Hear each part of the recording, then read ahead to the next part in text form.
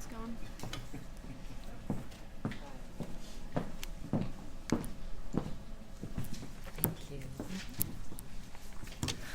Good evening, everyone. My name is Greta Johnson, and I bring you greetings on behalf of Summit County Executive Eileen Shapiro. Thank you all for being here tonight, and I'd like to thank Barberton Mayor Bill Judge for inviting us to be here. I really appreciate that Mayor Judge reached out when he started here in the county talking about all of the changes that are coming to SNAP and Medicaid this coming year. He reached out to our staff, invited us to come in and give this presentation. I'd like to thank the staff here at the Active Adult Center. Thank you for helping us get set up. Thank you for hosting us here tonight. And thank you to all of the community partners who are here with us. Many of you were here when we were at the Akron Urban League. I appreciate the willingness of all of you to come when we call. I believe it is the superpower of this community, the participation of all of these community support services, our government services. We have a great ability to collaborate, and I think that's what serves our residents best. I just want to point out we are recording this session tonight, audio only, so you don't have to fix your hair. But I just want to let you know that there will be an audio recording of this. We want to try and get this information out in as many ways as we can so that you can share this with your neighbors. If you have family members who are unable to be here tonight, once we post this on our social media, please feel free to share it widely.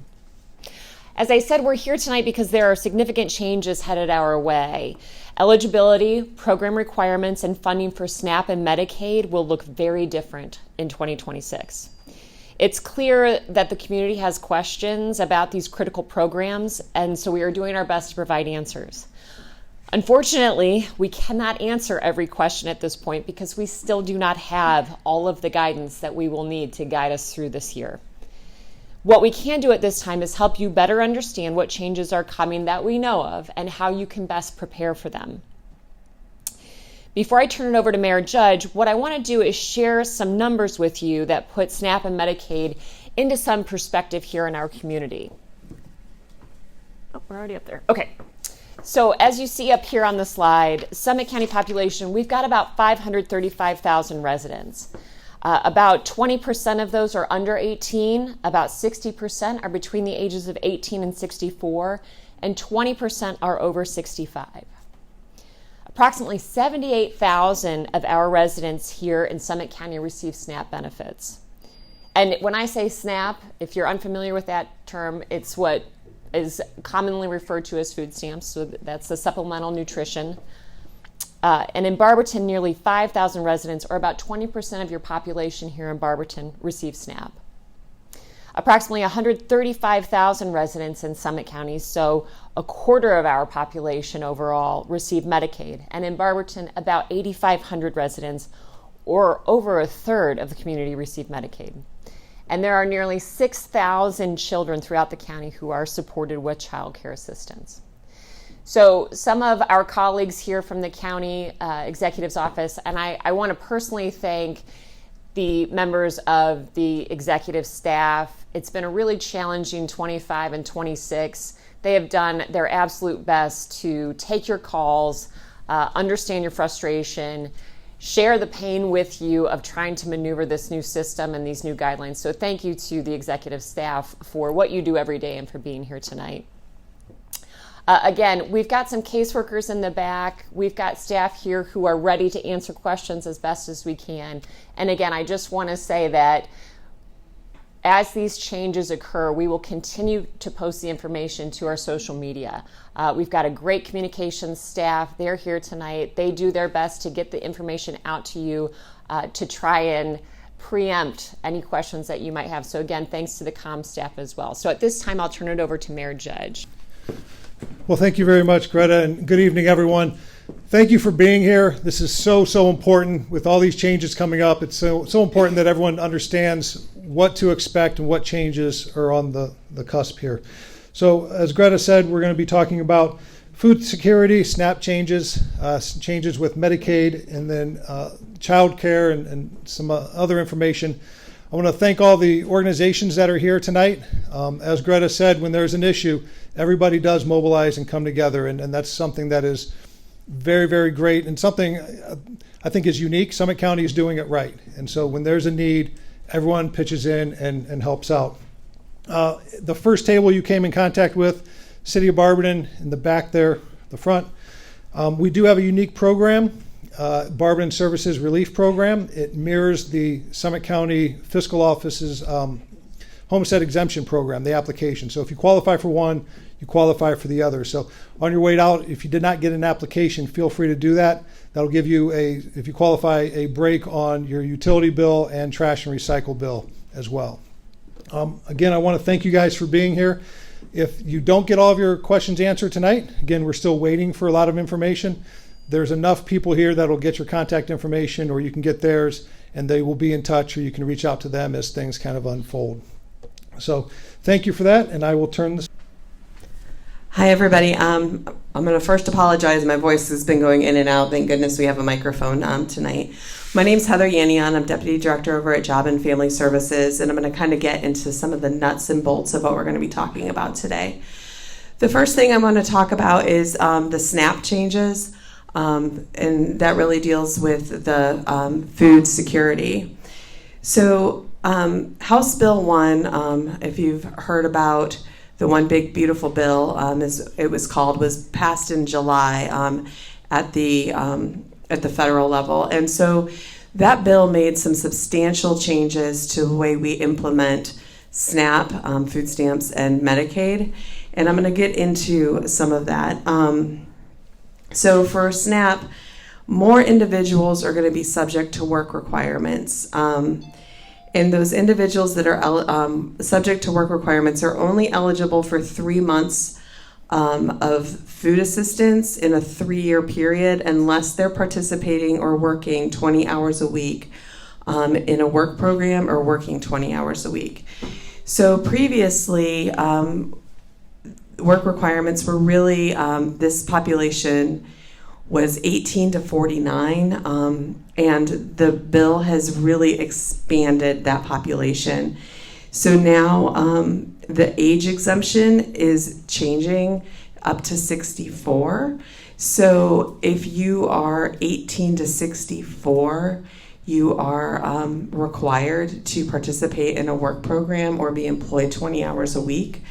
And again, if you don't meet an exemption for some kind of disability or some other exemptions, then you're only eligible for SNAP assistance for 3 months out of a 3-year period.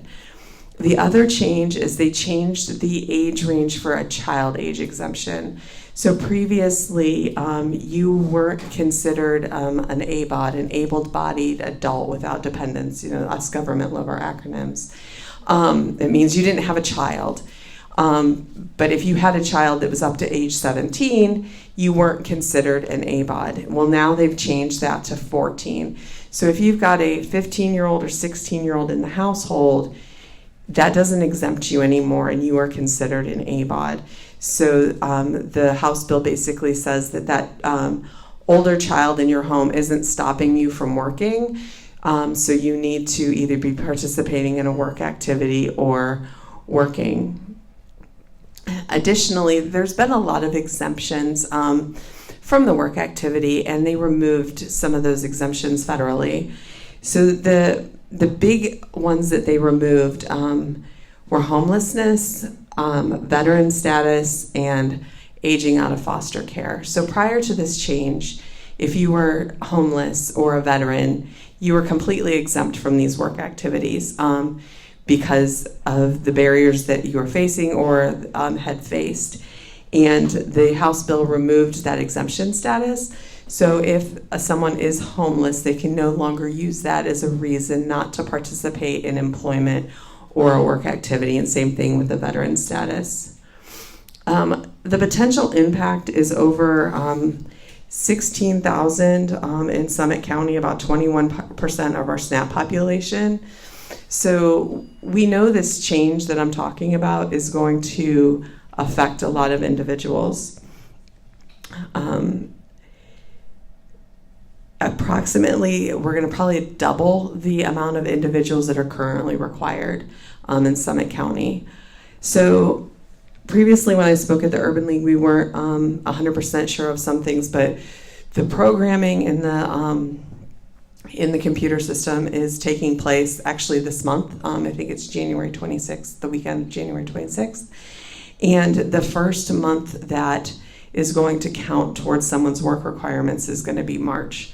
So if someone that has already been screened for work exemptions is not participating in a program or is not employed 20 hours a week, March may be your first month of receiving assistance out of your 3 months. So potentially, if you fit that category, you could receive March, April, and you'll get a notice in the beginning of May that May will be your last month of food assistance unless you're participating. So that is the big change to that. The state of Ohio is going to start to notify individuals by mail and robocalls of the potential change. So they sent an email out about 2 weeks ago to JFSs and said that they were going to identify the individuals. We have not gotten lists at the county level yet of who they're sending this to, but they are going to be sending out notices saying that you may be impacted. In March 2026 will be the first month impacted. Additional changes that House Bill made were to the standard utility allowance. So when you receive SNAP assistance, we take all of your income and then we take deductions off of it, and then we determine what your net income is for the budget. Well, part of that is what we call the standard utility allowance. And previously, if you had received HEAP, we automatically could give you the standard utility allowance, which is a large deduction off of your income. House Bill 1 removed our ability to automatically use HEAP. So we actually have to verify the use of gas or electricity, and we'll need utility bills turned into us in order to get that deduction. Additionally, utility checks. So some individuals that reside in housing receive utility checks as part of their subsidized housing. Previously to House Bill 1, we did not count those checks as income into the household. So when we do that income calculation, it didn't count like an employment at Wendy's would. Well, now it is countable income, and we have to put that into the budget. Additionally, refugees are no longer eligible for SNAP assistance.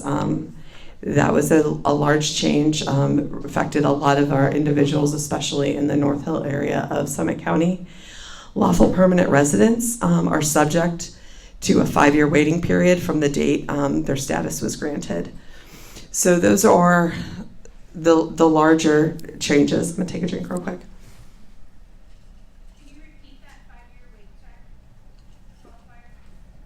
Yeah, so refugees aren't eligible at all, regardless. Lawful permanent residents are subject to a 5-year waiting period from the date their status was granted. There are some exceptions to that, children and a couple other exceptions, but that's the general rule. Other things that House Bill 1 did, which don't directly maybe impact you, but we want you guys to know about, is that it lowered funding to the county level. And if you've watched the news, you know this, there's a huge emphasis on fraud and quality assurance across the nation and in Ohio and in this county. So what they're saying is that the state error rate has to be below a certain threshold. And if it's not by October 1 of 27, that the state of Ohio would actually have to pay a portion that goes onto your card.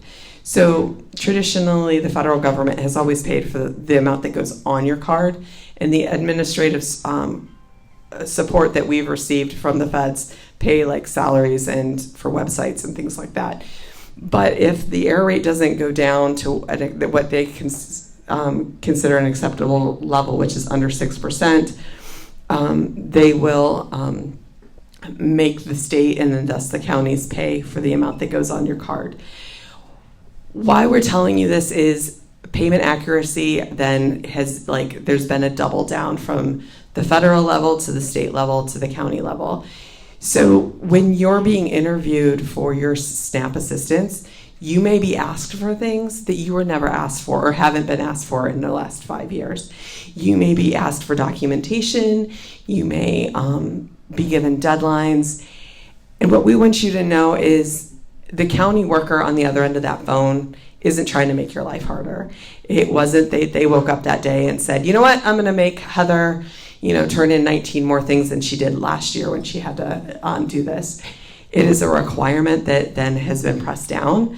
So we want you to know that if someone says you need to turn in these pay stubs or you need to turn in this utility bill, we really do need it or it will affect your benefits, and we need to get it by the time that we asked you for it. And that's why at the end of this presentation, we'll give you some best practices of how to quickly submit information to our agency. So we just wanted to let you know that that accuracy priority that has been coming down from a federal level will affect you in those terms of us asking for things. If we don't get those things, then we have to terminate or deny your benefits. Another thing that's popped up from now and then that I just wanted to bring up is it's been in the news. Is SNAP restrictions on like soda or junk food. I'm sure that some people have seen headlines that you won't be able to buy this or that with your SNAP benefits anymore. Currently, Ohio is not one of those states that have those restrictions. Currently, there is 18 states that do. However, in October of 2025, so 3 months ago, DeWine's office did submit a waiver to the federal government to add sugary drinks and soda to the ban list. So there is a very high probability that in sometime this year, possibly in July, that the state of Ohio will have some restrictions. So as of today's date, there isn't, but if you do hear later this summer that there are restrictions, there is a real possibility about that.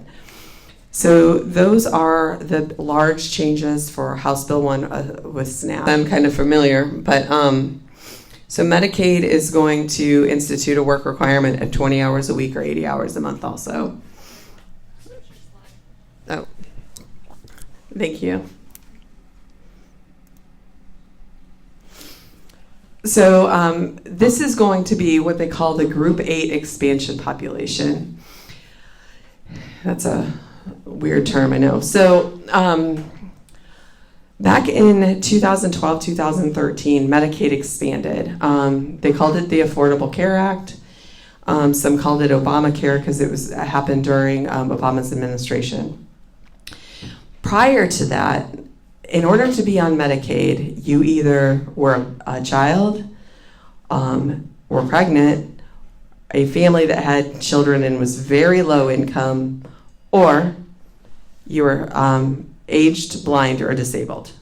So the individuals in between that, if you were 25 and low income or 30 and low income, you weren't eligible for Medicaid unless you fit that pregnant, were a child, or were age blind and disabled. So what they did was they expanded Medicaid to that middle group that didn't previously qualify. So what the Medicaid work requirements are saying is this group that they expanded it to, they are now going to be subject to a work requirement. The state is calling the program Medicaid Community Engagement. It applies to ages 18 to 64, mainly the expansion population that got expanded. There are exemptions for individuals that are medically frail, special needs, or in treatment programs. And here's to the other question. The individuals that are subject to this work requirement will have 6-month eligibility review periods. So instead of certifying your Medicaid once a year, which is currently happening, or you will have to certify your Medicaid every 6 months. So we will have to touch your case twice a year. And is reasonably anticipated based on the clearance rules that we've read that the individuals that are on SNAP that also are Medicaid work requirement will probably have 6-month redeterminations, but we have not verified that. Unfortunately, that's really all I have for Medicaid work requirements. They tell us that we're going to know more in the spring, but essentially that's what it is we believe that if you're doing an activity for SNAP already, that it should count for Medicaid. But if we have, based on this slide that Ms. Johnson went over, we have a lot more people on Medicaid than we do on SNAP. So, we are going to have people that are subject to Medicaid work requirements that may not be on SNAP assistance. So we don't have any lists yet. We don't know exactly who's going to be subject to these. We're anticipating that this is going to happen probably January of 2027, possibly get information or rollouts may start in fall of this year. And we were told that CMS, which is the Federal Centers of Medical Services, I think that's the federal piece that governs this, is supposed to get guidance to the state in the spring. The federal shutdown slowed some things down, and then the holidays, so there hasn't been a lot of information, but just last week the state launched the MCEA, a website which we have a link to, and it has some of this information that I just said, but a couple of the panels that you click on, it says coming soon. So, but like I said, it's going to be primarily to 18 to 64. However, if there's some kind of documented disability, medically frail, and things like that, then there will be exceptions to that, and they wouldn't lose their Medicaid. If not, you would need to participate or be employed in this work program or be employed 20 hours a week. We are not sure. We know how SNAP ENT works. We know how Medicaid or SNAP works with the 3 of 36. We're not sure exactly where in the application flow this is going to happen. We're not sure if when you apply for Medicaid, you're going to have to verify it and it's going to become a thing right then, or how they're going to do it to individuals already on Medicaid. And so when we talked about earlier, there's a lot of things that we don't know. We really don't know because the feds haven't told the state, and the state hasn't had the ability to tell us. All we know is what was written in the law, which was the 18 to 64 Medicaid that would not have been, that are in that expansion group, will somehow become Medicaid workers. I'm going to ask Monique Rice to come up. She's going to talk about childcare.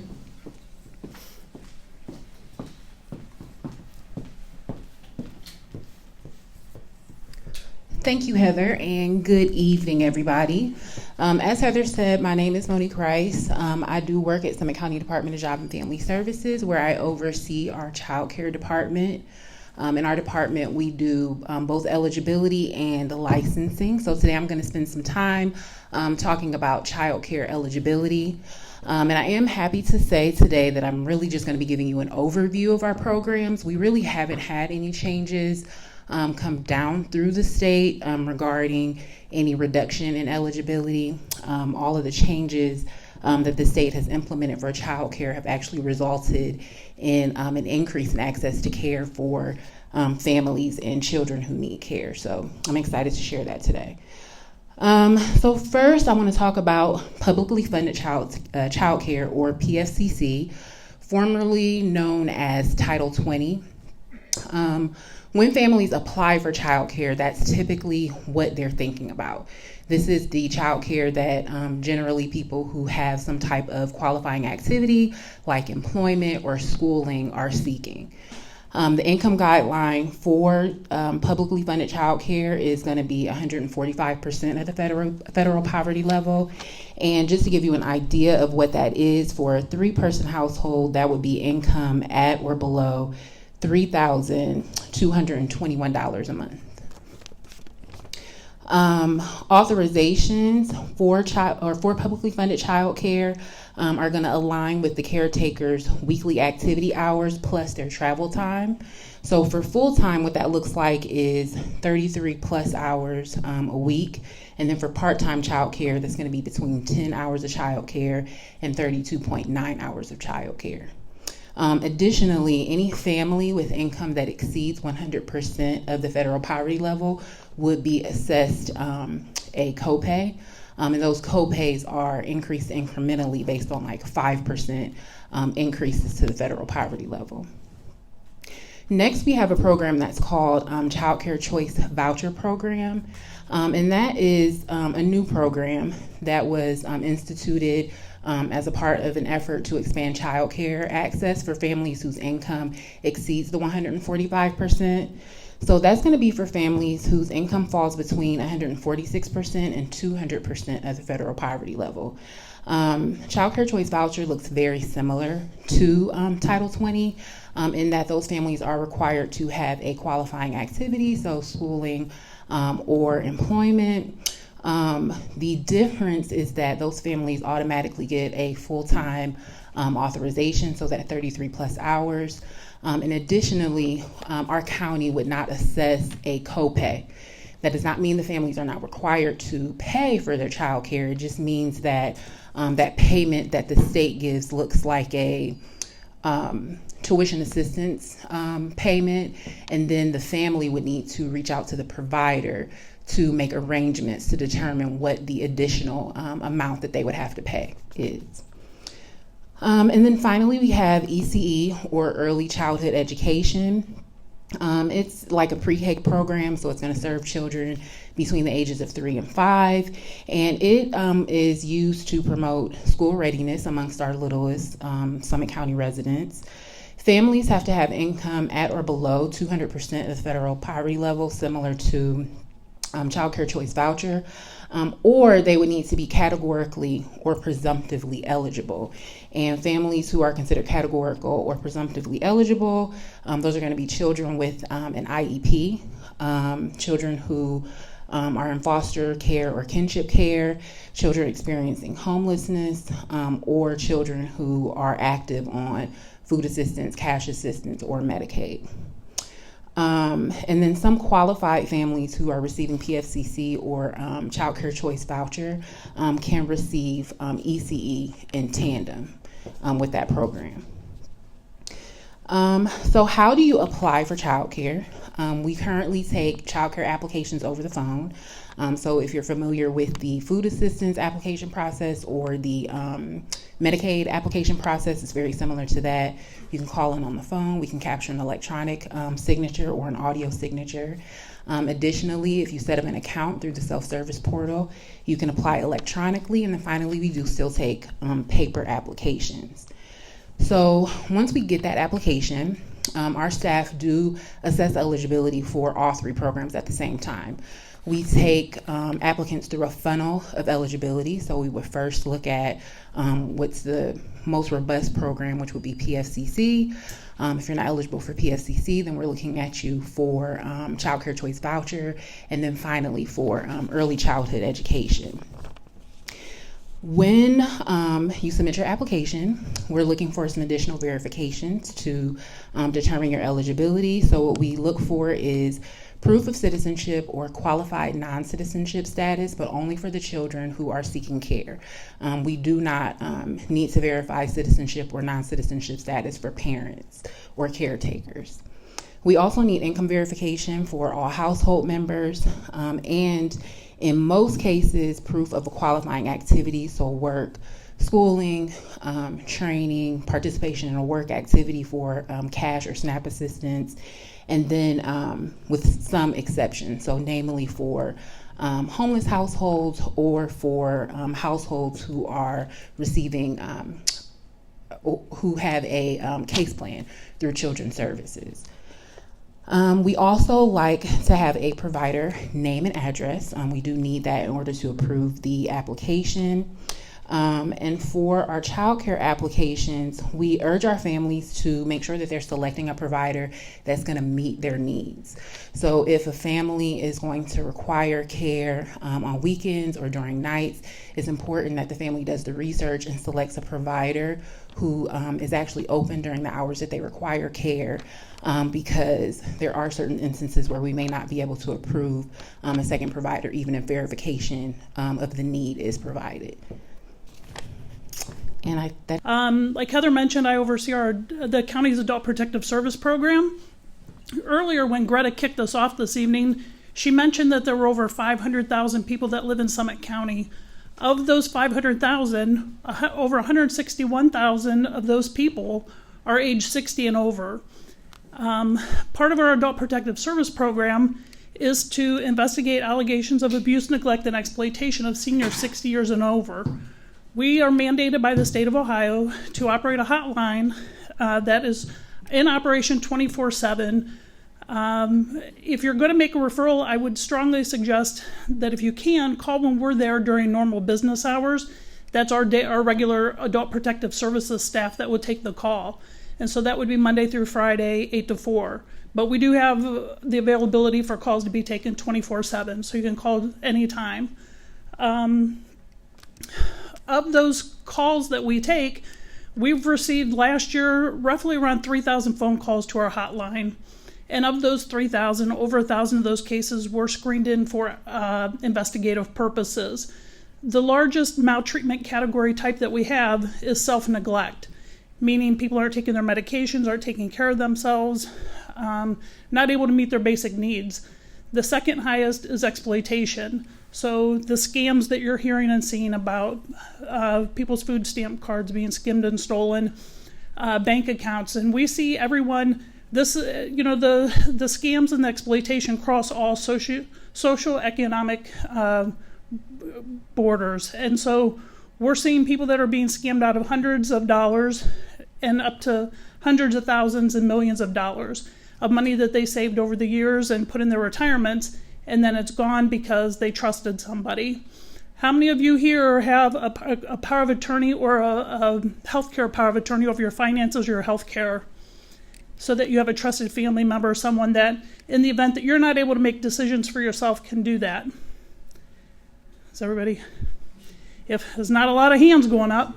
If you do not have those things in place or you do not have a will, I would suggest that there are forms on the Summit County Probate Court website that you can download. There's forms you can pull off the internet if you can't afford an attorney to help you or you don't have a family attorney that can assist you with those kinds of documents. It's really important to put people in place to make decisions for you when you become unable to. We in Summit County were lucky. A few months ago, we were awarded a grant from the state. We were one of 6 counties that were chosen for an innovative practice. And so what that practice is, once a call comes through our hotline, it's either screened in or it's screened out. If it's screened out, we don't touch the case, we don't respond, we don't go out. If it's screened in, we now have 2 ways to service that case. It's either through a traditional response, which we would make an unannounced attempt at the senior's home within 3 working days if it's non-emergent, 24 hours or less if it's an emergency. The new alternative pathway, we can call the senior, let them know that we've received a call, and set up a time to go out and talk with them. It's a less invasive approach. It's more client-centered, a friendlier practice way to approach someone and discuss some of these sensitive matters. And so then if the person declines our services, we may send them referrals and information. When we go out, we're going to go out, provide them with community resources and other information so that they can try to maintain themselves safely in their home. There are times that we have to do court interventions and work with the probate court and do guardianships, and because the person's not able to remain safely in their home, but that is not our main goal. We have 30 to 45 days to conduct an investigation. We have contracts with community partners, some that are here tonight, and to try to work with them to keep the person in their home. Yes, we've seen the episodes of hoarding, and we have been to lots of homes like that. They're here in all the communities. I'm trying to think what else.